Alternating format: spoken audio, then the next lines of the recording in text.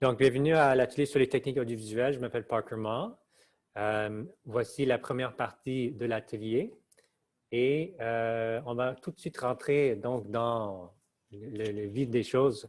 Le concept, c'est, vous avez peut-être des idées, je ne sais pas si ce sont des idées visuelles que vous avez ou des idées plus conceptuelles, mais l'idée avec le développement, c'est de vraiment voir et penser à qu'est-ce que tu veux que l'audience retienne de la vidéo ou de la production du podcast. C'est quoi le message que tu veux passer concrètement? Là, c'est ça que ce qu'on vise dans le contexte de l'école d'été de l'INF, de l'école dans ce contexte-ci, c'est des vidéos de 1 minute ou moins. C'est ça que vous pouvez en faire plus à un autre moment, mais comme on a juste une semaine, je crois que c'est la semaine prochaine, lundi, on va présenter, on va se limiter vraiment à 1 minute. Comment pourrais-tu l'exprimer en une phrase, le message clé? Quelles étapes veux-tu qu'ils prennent? Donc, il y a à la fois des messages, et ce n'est pas nécessairement les messages qui seront exprimés explicitement comme avec du texte ou avec, c'est ça, explicitement, on ne va pas nécessairement les voir à l'écran, mais c'est quelque chose qu'est-ce que l'audience va partir avec. Et ensuite, ceci est facultatif, mais quelles étapes veux-tu qu'ils prennent, c'est-à-dire l'appel à l'action. Donc, est-ce qu'après le message, est-ce qu'il y a quelque chose que tu voudrais qu'ils fassent? C'est quoi la prochaine étape? Qu'est-ce qu'ils vont faire pour ensuite, c'est ça, passer à l'action ou faire en sorte que le message reste dans la tête. Donc, je sais que ça a l'air d'un truc simple, mais pense à l'idée que tu as. J'espère que peut-être que vous avez des idées déjà. Loïc semblait avoir des idées, Osvaldo aussi. Et essaye de répondre à ces 3 questions-là dans ta tête. Prochaine chose, l'audience cible. Donc, à qui ce message s'adresse et pourquoi? Ça peut être très large, comme ça peut être très spécifique, mais l'idée, c'est vraiment de penser à ça d'avance et d'avoir, même si c'est pour dire je m'adresse à 2 jeunes, 25 à 35 ans, ou je m'adresse à je sais pas, des hommes, des femmes, à tout le monde, mais c'est sûr que quand on a une idée à qui on parle, ça va affecter comment on présente le message. Si, par exemple, le message s'adresse à des personnes en pouvoir, qui ont des pouvoirs politiques, ça, c'est très différent d'adresser un message à une jeune de 15 ans, par exemple. Donc, ce qu'on va faire et ce que je vais faire, en fait, je vais vraiment travailler avec vous et je vais présenter mon idée aussi, parce que j'ai une idée que je vais développer dans le contexte de l'atelier et ensuite le monter dans la prochaine partie, par la partie 2. Donc, vous avez peut-être vu ça la semaine dernière. Je pense qu'Emmanuela, tu l'as présenté. Ça, c'est, je ne vais pas aller rentrer en détail, mais ça, c'est une espèce de canvas que tu peux utiliser pour travailler ta vidéo ou ton idée, qui permet de juste cibler certains éléments qui, évidemment, ce n'est pas nécessaire d'avoir toutes les cases remplies, mais qui pourraient aider à développer, à te faire penser à des choses que peut-être tu as oubliées ou tu n'y as pas pensé. Donc, je peux mettre le lien de téléchargement dans le chat plus tard. Si, Manuela, tu ne l'as pas déjà partagé, mais c'est en téléchargement libre. Donc, voici, je fais une petite référence à ça. Bon, maintenant, on va regarder quelques exemples, juste pour avoir une idée de ce qui est possible. Là, je vais jouer 2 vidéos. Les 2 vidéos sont très différentes. Et on va les utiliser un peu comme tremplin pour parler de style et de ton et de perspective et tout ça, des éléments du concept qu'on va explorer un peu plus loin dans l'atelier. Donc, je vais partager mon écran maintenant. Je vais partager les vidéos plutôt. Et on va commencer avec une première vidéo. Voilà. OK.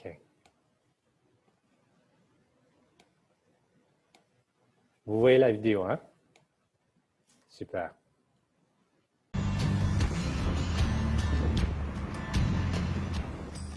என் பேர் ஜான்சி. எனக்கு வந்து 22 இயர் ஆக போகுது. நான் வந்து இப்போ டிரைவிங் பண்ணிட்டு இருக்கேன். நான் இருக்கிறது பெங்களூர் சிட்டி. இது வந்து ஒரு ஸ்லம். இந்த ஸ்லம்மில் வந்து பாய்ஸுங்க நிறைய குடிப்பாங்க. இங்கே இந்த ஸ்லம்மில் கேர்ள்ஸுங்கெல்லாம் எந்த மாதிரி வேலை பண்ணுவாங்கன்னா, பெருக்கிறது, அப்புறமா இந்த தற்காரிங்க காய்ங்கெல்லாம் வியாபாரம் பண்ணுறது. 10th ஆகிட்ட பிறகு தான் இந்த மாதிரி தாட்ஸுங்கெல்லாம் வந்துச்சு. அதுக்கப்புறம் எனக்கு வரல. ஏன் நம்ம இப்படியே இருக்கணும், ஏன் நம்ம இதே தான் வேலைக்கு போகிறோமா வீட்டுக்கு போகிறோமா படிக்கிறோமா வீட்டில் இவ்வளோ தான் இருக்குது, உலகம் வெளியே எப்படி இருக்குதுன்னு எனக்கு தெரியல. கொஞ்சம் கொஞ்சம் நியூஸுங்க பார்த்து அப்புறமா நிறைய வெளியே போகிற விஷயம் தான் எல்லாமே தெரியுது. இப்போது இங்கே வந்து ஆக்ஷன் எய்ட் அவங்க வந்து கூப்பிட்டாங்க, இந்த மாதிரி ஒரு இது இருக்குது, ஆப்பர்ச்சுனிட்டி யூஸ் பண்ணிக்கோங்க அப்படின்னு சொன்னேன்னா, சரி நாமளும் பண்ணலாமே. எனக்கு தான் ஃபஸ்ட்டே தாட் என்னன்னா நம்ம வேறு லெவலில் போகணும் அப்படின்ற ஒரு தாட் இருக்கு இல்லையா, இது நல்ல ஒரு பெஸ்ட்டு தானே அப்படின்னு சொல்லிட்டு கார் டிரைவ் கற்றுக்கினேன்.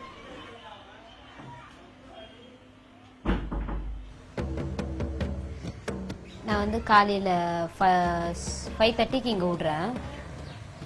ஒரு நாள் நம்ம வேலைக்கு போகலன்னா இப்போ 300 500 கட் ஆகிடுச்சுன்னா இன்னும் நான் ஒரு நாள் எக்ஸ்ட்ரா போவேன். சண்டே போய் அந்த காம்பர்மெண்ட்ஸ் பண்ணிட்டு வருவேன். எனக்கு டிரைவர் வந்து கேர்ள்ஸ் மாத்திரம் தான் இருக்காங்க, பாய்ஸ் இல்லை. பாய்ஸுங்க வந்து என்ன பண்ணுவாங்க, கேர்ள்ஸுங்கள ஒரு மாதிரி பார்க்குறது, அவங்க யதார்த்தமாக பார்த்தா கூட பார்க்குற மாதிரி இருக்கும்.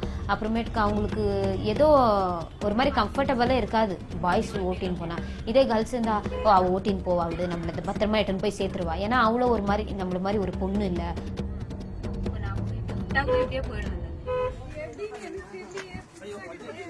எனக்கு மேரேஜ் பண்ணணுன்னா அம்மாவுக்கு தான் ஆசை, எனக்கு ஒன்றும் ஆசை இல்லை. இப்போ வந்து என் ட்ரீம் எல்லாம் என்னன்னா, தங்கச்சிங்களை நல்லா படிக்க வைக்கணும், அக்காவுக்கு மேரேஜ் ஆகணும், ஒரு வீடு வாங்கணும். இதாயிட்ட பேருக்கு அது யோசிக்கலான்னு தோணுது.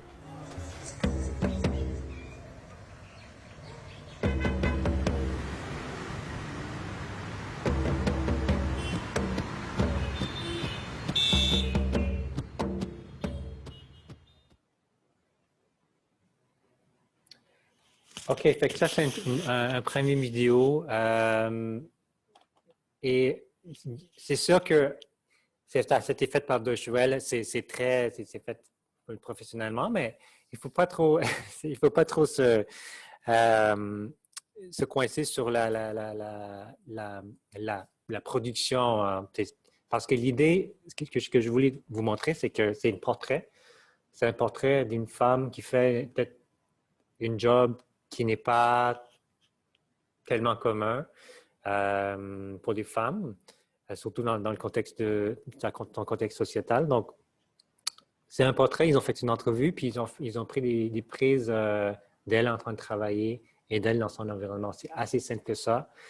C'est sûr que ici, ils ont ajouté la musique, c'était bien tourné, tout ça, mais ce n'est pas nécessaire. Je ne m'attends pas à ce niveau de production-là. Je vais montrer la deuxième vidéo maintenant. La deuxième vidéo est un peu différente, mais très, très pertinente aussi.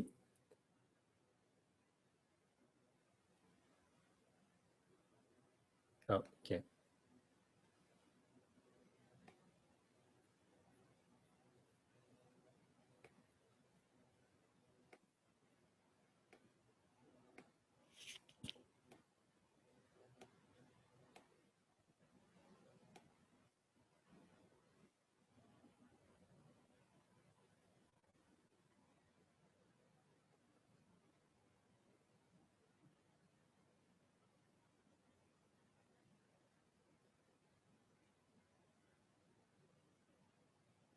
Vous avez un message Il n'y a pas de son, Parker. Par exemple,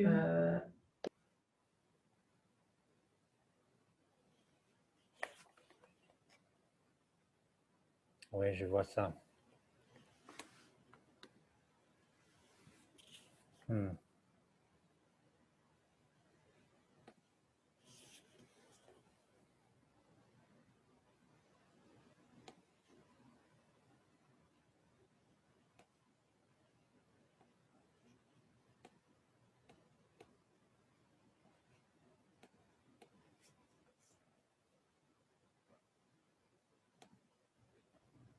OK, je vais le faire de non-point 1.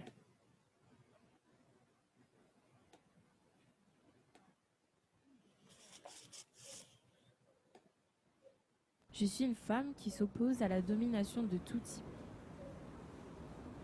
Je suis une femme forte et connectée à ses sentiments. Je suis une femme conscientisée qui combat les différentes formes de violence qu'on lui inflige. Je suis une femme qui veut plus que ce qu'on lui donne. Et pourtant, je suis invisible à la télé, invisible dans le métro, invisible des prises de décision. Pourtant, moi, je me vois et je veux me faire voir. Je suis une femme qui, quand elle est représentée, se retrouve coincée dans des standards. Une femme toujours associée à la colère. Et c'est un fait. Je suis en colère car on m'a arraché mon identité à trop de reprises, en me dissimulant derrière l'esclave, le fantasme colonial, la nanny, la mamie colérique, violente, méchante, mauvaise mère, l'aide ménagère, l'exotisme personnifié, la Ébony de Pornhub, la Jézabel biblique, séductrice, dominatrice, provocatrice, la bad bitch, la freak, la sauvage, danseuse de twerk, la bitch, instrument sexuel de clip, la petite fille laide, aux cheveux bizarres, au langage vulgaire, aux tendances bagarreuses, la bonne ou la mauvaise noire. Donc oui, je suis en colère. Mais chère société, je m'extirperai des cases que tu as bâties pour moi. Je rayonnerai autrement et te surprendrai. Et pour le faire, je ne serai pas forcément spéciale. Je n'accomplirai pas forcément des choses incroyables. Je ne serai pas tous les jours forte. Je serai juste moi-même, telle que tu refuses de me montrer. Aujourd'hui, je suis en colère, mais quand tu me feras une vraie place, tu verras, je t'éblouirai de mon sourire.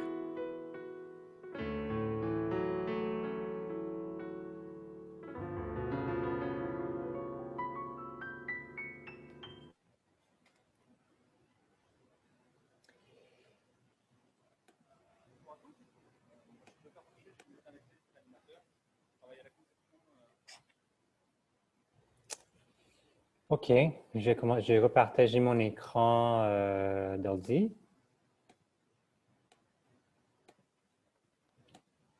OK, donc c'est ça. Donc deux vidéos très différentes.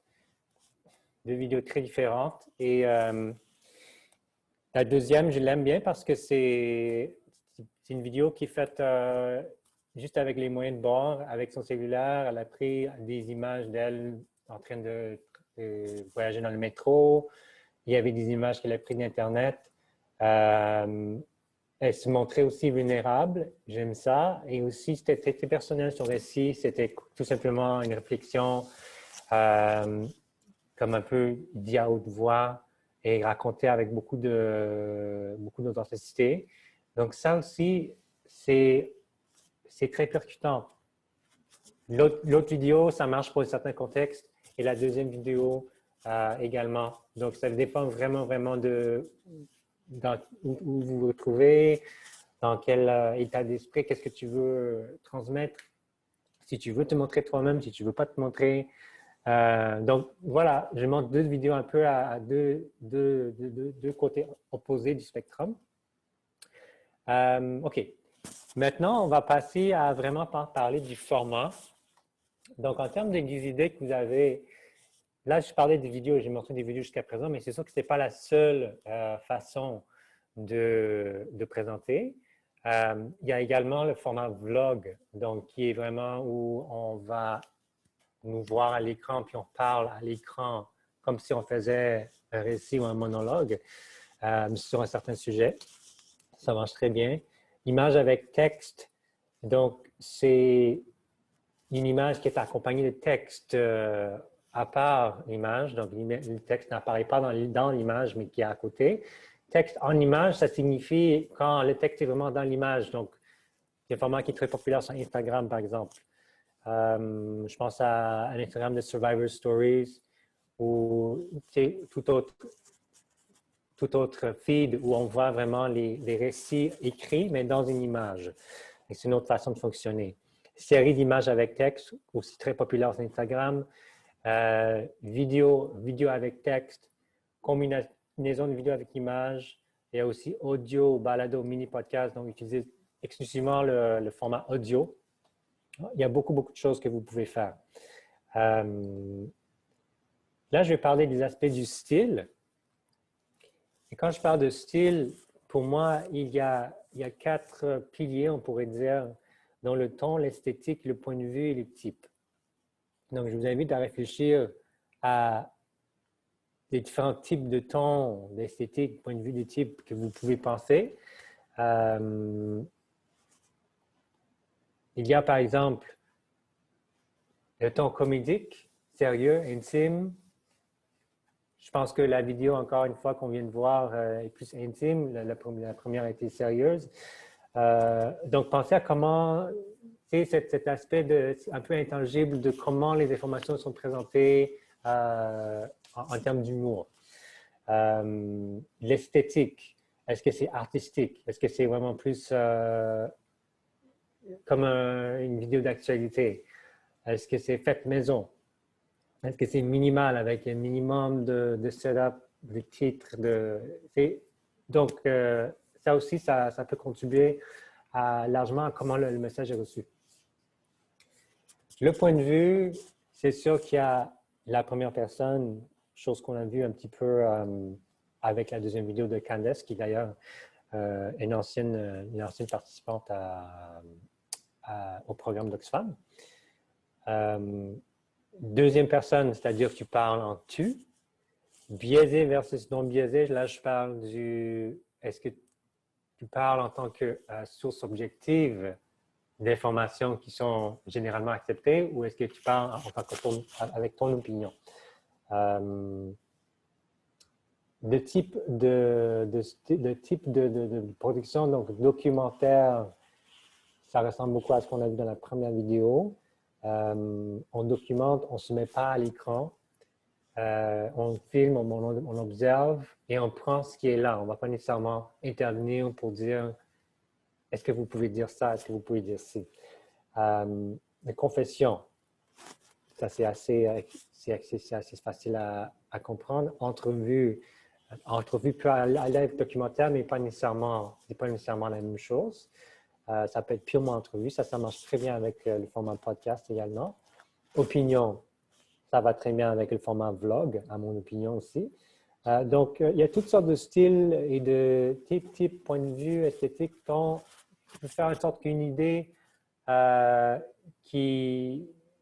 être exprimée vraiment dans des dizaines de façons différentes, puis ça peut avoir une espèce d'effet différent. Donc, là, ce qu'on va faire en ce moment, on va utiliser une espèce de canvas pour faire ce qu'on appelle le storyboarding. Le storyboarding, c'est quelque chose qu'on fait souvent pour des films, même des films, des grosses productions. C'est typiquement, mais c'est très simple, c'est typiquement une liste de scènes que vous allez numéroter et il y a une case pour dessiner qu'est-ce que vous voyez dans la scène ou qu'est-ce que vous entendez et une petite case en bas pour mettre des notes. Et ça, là, j'ai une canvas que je peux partager encore une fois dans le chat, mais vous n'avez pas besoin de l'utiliser. Vous pouvez juste prendre un morceau de papier, le diviser en 6 et commencer à développer l'idée à partir de ce que vous voyez dans la tête. Donc ça va vous permettre vraiment d'aller chercher les shots et les plans et les médias ou les images dont vous avez besoin pour votre production. Et ça, c'est vraiment, je dirais, 75% du travail. Une fois que vous avez tous ces matériaux-là, le montage devient facile. Si tu commences le montage et finalement, tu manques tel plan, ou telle voix, ou tel son, alors là, c'est plus difficile. Effectivement, ça va te prendre plus de temps. OK. Mais ce projet, c'est pour elle aussi financé par le gouvernement du Québec.